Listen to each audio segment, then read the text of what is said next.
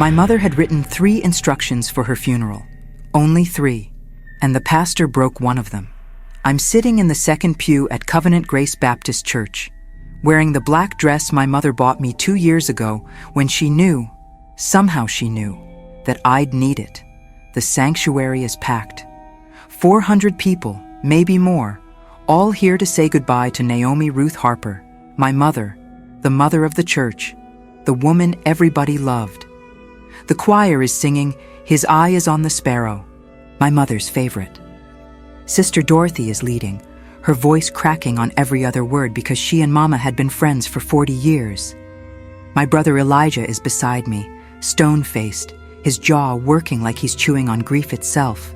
My father sits on my other side, holding my hand so tight I've lost feeling in my fingers. Pastor Vernon stands at the pulpit, my mother's white casket directly in front of him, covered in white roses and lilies. He's been the pastor here for 30 years. He baptized me when I was 12, married me and my husband, now my ex-husband, 15 years ago, buried my grandmother, he's family, and right now he's holding a sealed envelope in his hands. I know that envelope. Mama showed it to me 6 months ago, when the cancer had moved to her bones, and we both knew she wouldn't see Christmas. "This is for Pastor Vernon," she'd said, her voice thin but firm. "After the funeral, after everyone's gone. Not during, after." She'd made me promise to remind him. I'd written it down in the funeral program I'd helped her plan. Letter to be given to Pastor Vernon privately after service. But he's holding it now, during the service, in front of everyone. I watch as he looks at the envelope, then at my father, then back at the envelope. His face shows something I can't quite name. Conflict? Uncertainty? Fear? "The family has asked me to read something," he says. That's not true. We didn't ask him to read anything except scripture and the obituary. My stomach tightens. "Before Sister Naomi passed," Pastor Vernon continues, his voice careful, measured, "she left me a letter. She asked that it be opened after the funeral.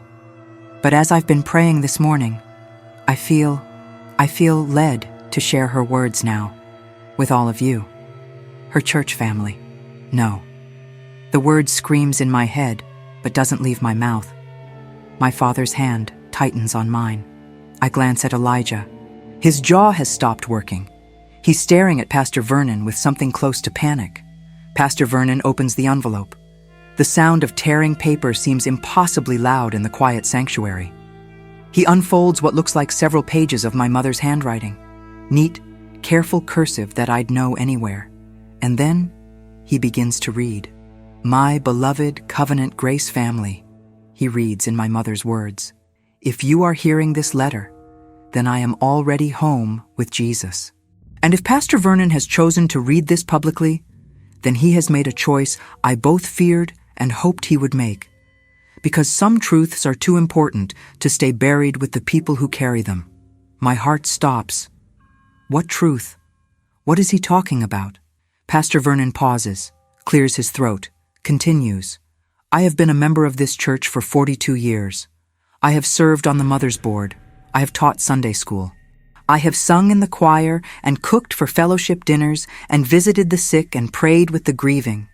You have trusted me with your hearts, your secrets, your children, and I have loved you with everything in me." People are nodding, saying Amen. Sister Dorothy wipes her eyes. "But I have not been fully honest with you. And before I meet my Maker, I need to set the record straight." The nodding stops. The sanctuary goes quiet in a different way. A waiting way. Pastor Vernon looks up from the letter. His eyes find mine. And in that look, I see something that makes my blood go cold. He knows. Whatever is in that letter, he already knows. And he's reading it anyway. 43 years ago, Pastor Vernon reads, "I came to this church for the first time. I was 19 years old, unmarried, and 3 months pregnant. The sanctuary erupts in whispers. I feel my father go rigid beside me. Elijah makes a sound in his throat. Pregnant? Before she married Daddy? That's not possible. Elijah is 40 years old. They got married 41 years ago. The math doesn't... Oh God. The father of my child, Pastor Vernon continues reading, his voice steady but strained, was a young man I'd been dating at my previous church.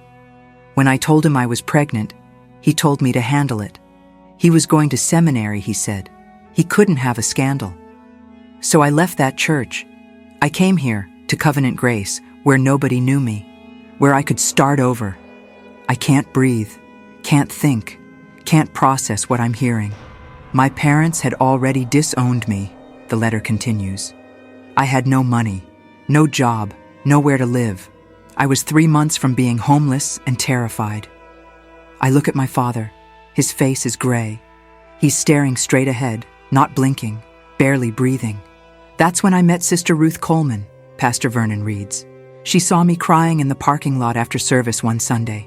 She asked what was wrong. And when I told her, this stranger I'd never met before, she didn't judge me. She didn't shame me. She took me home, let me live with her, fed me, clothed me, sat with me through morning sickness and fear and shame. Sister Ruth, she died 5 years ago. I remember my mother sobbing at her funeral, inconsolable, saying she'd lost her best friend. At the time, I thought it was just the grief of losing someone she'd known for decades. Now I understand. Sister Ruth had saved her life.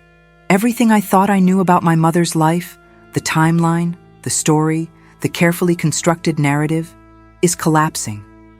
She wasn't the woman who married young and started fresh. She was the woman who ran, who hid, who rebuilt herself from shame and silence. And when my baby was born, the letter says, Sister Ruth held me while I cried, because I couldn't keep her. Her, not him. Her. My world tilts. I was 19 with no family, no husband, no job, no home. I knew I couldn't provide for this child the way she deserved. So I made the hardest decision of my life. I placed her for adoption. No. For 43 years, Pastor Vernon reads, I have carried this secret. Sister Ruth was the only person who knew. Until 2 years ago, when my daughter found me. My daughter. I have a sister. Her name is Grace, the letter continues.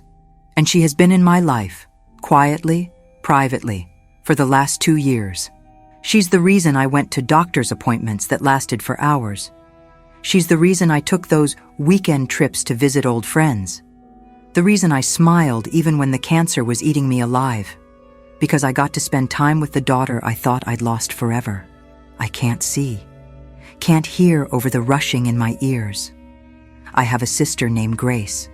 My mother had another child. Before me. Before Elijah. A daughter she gave up and never told us about. For a moment, something cold and small whispers in the back of my mind. Was I ever first? Was I ever enough? Then the thought shames me, and I push it down. But it leaves a residue I can't quite shake. I am telling you this now, Pastor Vernon reads, not to scandalize my memory, not to hurt my family, but because Grace deserves to be acknowledged. She deserves to know she wasn't a secret born of shame. She was a daughter born of love and sacrifice. And she has every right to grieve me openly, publicly, as my child. Pastor Vernon pauses, looks up, and follows my mother's gaze from beyond the grave to the back of the sanctuary. Everyone turns, and there, standing in the doorway, is a woman I've never seen before. 43 years old, brown skin, my mother's eyes, my mother's nose, my mother's mouth. My sister, she's crying.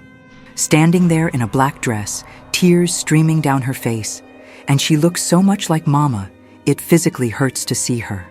If Pastor Vernon has read this letter, my mother's final words come, then Grace is standing in this sanctuary, my firstborn daughter. And I'm asking you, my church, my family, my children Elijah and Celeste, to welcome her, to love her, to understand that she was never a mistake. She was my daughter, and now that I'm gone, I'm trusting you to be her family. Pastor Vernon folds the letter. The sanctuary is absolutely silent. My father is crying. Elijah is staring at the woman in the doorway. And I don't know what I am. Angry?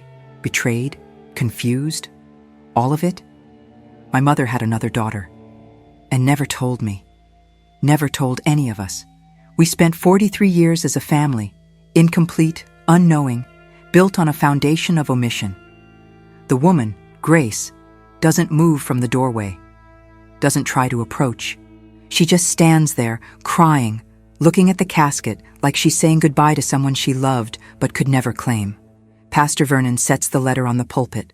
Sister Naomi asked me to read this because she believed this church, this family, was strong enough to handle the truth.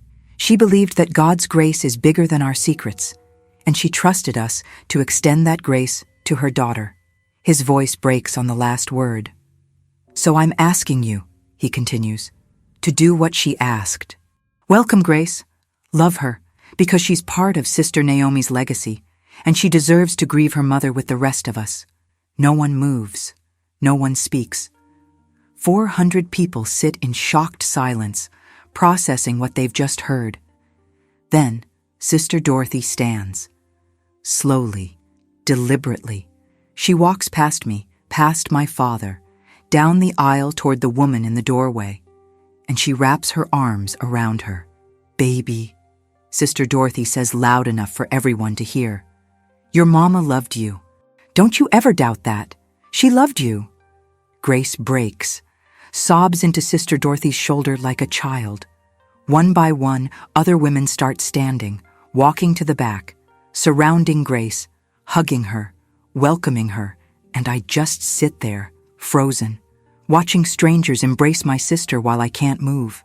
My father stands. I think he's going to leave, walk out, can't handle it, done. But instead, he walks down the aisle toward Grace. Everyone parts for him. He stands in front of this woman who is my mother's daughter but not his. This living reminder that the woman he loved had a whole life before him, a child before his children. And he says, your mama was the best woman I ever knew. And if she loved you, then so do I. Welcome to the family. Then he hugs her. And I watch my father, my strong, steady, stoic father, embrace a stranger and call her family. That's when it hits me. Not anger, not betrayal, loss. I've lost 43 years with a sister I didn't know existed. I've lost the chance to know this part of my mother's story while she was alive to tell it. I've lost the fantasy of the perfect family, the perfect mother, the perfect life. But I haven't lost my mother. Not really. Because this sacrifice, this secret kept not from shame but from love, this is who she was. A woman who made impossible choices. A teenager who gave up her child so that child could have a better life. A mother who found her daughter again and loved her quietly because she didn't want to hurt the family she'd built. I don't know if I'm ready for this. I don't know if walking down that aisle means I've forgiven Mama for the silence, or if I'm just going through the motions because a church full of people is watching. But maybe it doesn't matter. Maybe faith is choosing to move forward, even when you don't have all the answers. I stand. My legs feel shaky. But I walk down the aisle toward Grace. She sees me coming. Her eyes, my mother's eyes, meet mine, and I see fear there. Fear that I'll reject her, hate her, blame her. I stop in front of her, study her face, see my mother in every feature, see myself too, the sister I never knew I needed. Hi, I say. My voice sounds strange, distant. I'm Celeste. I know, she whispers. She talked about you all the time. Of course she did, because that's who Mama was. Loving all her children, even when she couldn't claim one of them publicly. I'm glad she found you, I tell Grace, and I mean it. I'm glad she got to know you before. I can't finish the sentence, but Grace nods. She understands. Me too, she says. Then Elijah is there, my brother, who processes everything through silence before speaking. He looks at Grace for a long moment. You have Mama's eyes, he finally says. Grace laughs through tears. Yeah, I do. Guess that makes you family. And just like that, we're 4. Where we used to be 3. A family reformed around a truth that could have destroyed us, but somehow didn't. The funeral continues. Pastor Vernon preaches about grace and redemption and God's ability to bring beauty from ashes. The choir sings. People testify about my mother's faith, her service, her love. But it's different now. Everything's different, because the woman we're burying isn't the perfect saint we thought she was. She's something better, something more real. A woman who made mistakes, survived them, and spent 40 years serving God and loving her family and trying to atone for a choice she never should have had to make. After the service, at the repast in the fellowship hall, I watch Grace navigate the room. Some people embrace her immediately. Others keep their distance, uncomfortable with the revelation, unsure how to respond. A few leave early, unable or unwilling to process the complication. But most stay. Most welcome her, because this is the Black church, and if there's one thing we understand, it's that everybody's got a story, everybody's got a past, everybody needs grace. Sister Dorothy pulls me aside at one point. Your mama asked me to give you something. If the letter got read, she hands me another envelope. My name on the front in Mama's handwriting. I open it. Inside is a short note. Celeste, my darling girl. If you're reading this, then you know about Grace. And I know you're probably angry with me, hurt, confused. Maybe you think I lied to you your whole life, but I didn't lie, baby. I just didn't tell you everything. Because some stories are too painful to tell until you know the ending. I found my daughter again. God gave me 2 more years with her. That's the ending. That's the miracle. I'm sorry I couldn't tell you sooner. But I'm not sorry I protected her. I'm not sorry I gave her a chance at a better life. And I'm not sorry I loved her from a distance until I could love her up close. You have a sister now. Please love her the way I loved you. Completely, unconditionally, without reservation. That's all I ask. Love her. And remember, secrets aren't always lies. Sometimes they're just love in disguise. All my heart, Mama. I fold the letter, tuck it in my purse, and I look across the room at Grace, who's talking to Elijah about something that makes them both laugh. My sister. The weeks after the funeral are strange. Grace and I start meeting for coffee, carefully, tentatively, learning each other like you'd learn a new language. She tells me about her life, about being adopted by a couple in North Carolina who loved her and raised her well, about always knowing she was adopted but not searching for her birth mother until her adopted mother died 2 years ago. She told me before she passed, Grace explains. She said, "You have another mother out there who loves you, and she deserves to know you're okay." So I searched, and I found Mama. What was it like? I ask. When you first met her? Grace smiles. She opened the door and just stared at me for like a full minute. Then she said, "I knew you'd find me eventually. I've been praying you would." And she hugged me. And we both cried for about an hour. I try to imagine it. My mother opening the door to see the daughter she'd given up 41 years earlier. The joy, the grief, the impossible miracle of it. Why didn't she tell us? I ask. Why keep you a secret? She was protecting me, Grace says. And you. And your dad. She didn't want my existence to feel like a betrayal of the family she built. She didn't want you to think you weren't enough. And she didn't want people to judge me for something I had no control over. But she told you to come to the funeral. No, Grace corrects gently. She told Pastor Vernon to read the letter. She left it up to him. If he felt it was right, if he felt the church was ready, she trusted him to know. And he did. Pastor Vernon knew that a secret like that, revealed after death, whispered in hallways, would have been worse than the public reading. He knew that truth spoken openly in the sacred space of grief had a chance of being received with grace. I'm not saying it was easy. Some people in the church struggled with the revelation. Sister Beverly stopped speaking to my father for 2 months, convinced my mother had lived a lie. Deacon Morris quietly left Covenant Grace for another congregation, unable to reconcile the mother of the church with the teenage mother she'd been.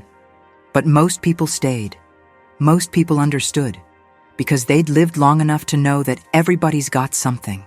Everybody's carrying something they hope God forgives. And if we can't extend grace to each other, what kind of church are we? Grace moves closer after the funeral, gets an apartment 20 minutes away, starts attending Covenant Grace. At first it's awkward. People don't know how to introduce her, what to call her, how to integrate her into a family structure that existed for 40 years without her. But slowly, it becomes normal. Grace is at Sunday dinners. Grace is at Christmas. Grace is part of family photos and group texts and the ordinary rhythm of being related to someone. And I realize, my mother didn't rob me of anything. She gave me something. A sister. A relationship I wouldn't have if she hadn't made the impossible choice to give Grace up, and the courageous choice to find her again, and the faithful choice to tell the truth, even after death. 6 months after the funeral, I visit my mother's grave. Grace comes with me. We stand there looking at the headstone. Naomi Ruth Harper, beloved wife, mother, servant of God. They should have added sister, Grace says quietly. She was Sister Naomi to everyone. They should have added a lot of things, I reply. But I don't think Mama would have wanted a bigger headstone. She'd say God knows who she was. That's enough. Grace laughs. Yeah, that sounds like her. We stand in silence for a while. Then Grace says, thank you. For what? For not hating me. For not blaming me for existing. For letting me be part of the family. I look at her. This woman who shares my mother's face. My sister. You're not something I had to let into the family, I tell her. You were always family. We just didn't know it yet. She takes my hand, and we stand there together, 2 daughters grieving the same mother, holding on to each other, and the truth that love is bigger than secrets, and grace is stronger than shame. Looking back now, almost a year later, I understand why Pastor Vernon read that letter. My mother had lived most of her life carrying a secret that wasn't hers to carry. She'd been a teenage girl who got pregnant and was told to be ashamed, to hide, to pretend it never happened. But she refused to take that shame to her grave. She refused to let her daughter stay hidden. She refused to let the lie live longer than she did. That letter wasn't a confession. It was a liberation. For Grace. For our family. For everyone who's ever made a choice they thought disqualified them from grace. Proverbs 28:13 says, whoever conceals their sins does not prosper, but the one who confesses and renounces them finds mercy. My mother didn't confess because she thought she'd sinned. She confessed because she wanted mercy for her daughter. She wanted Grace to be seen, known, loved, not despite her origin story, but including it. Sometimes the hardest truths come at the worst times. In the middle of grief, in the middle of loss, when we're already broken and can't imagine carrying one more thing. But God doesn't reveal truth to destroy us. He reveals it to free us, to show us that what we thought was shameful is actually sacred, that what we thought was disqualifying is actually defining, that the stories we hide are often the stories that save us. My mother carried that secret for 43 years, and when she finally let it go, it didn't diminish her legacy. It completed it. Sisters, if this story touched you, if you've ever learned a hard truth in a season of loss, if you've ever discovered that someone you loved had depths you never knew, if you've ever had to extend grace when you wanted to hold on to anger, I want you to know you're not alone. Hit that like button and let me know this story mattered to you. Drop a comment below. Have you ever learned something about a loved one after they were gone that changed how you understood them? How did you process it?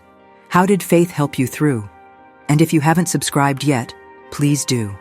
Every Wednesday and Saturday, we share stories from the Black Church, stories about family, faith, secrets, and the grace that holds us together when truth threatens to tear us apart. Stories that remind us God's love is bigger than our past, and His grace is sufficient for our present. This is Celeste Harper, reminding you that truth told in love can heal what lies told in fear can never fix. Even when that truth comes at a funeral, even when it arrives in a letter that wasn't supposed to be opened, even when it changes everything you thought you knew. Be blessed, sisters. And remember, your story, all of it, even the parts you think disqualify you, is part of God's bigger story. Don't let shame silence what grace wants to redeem.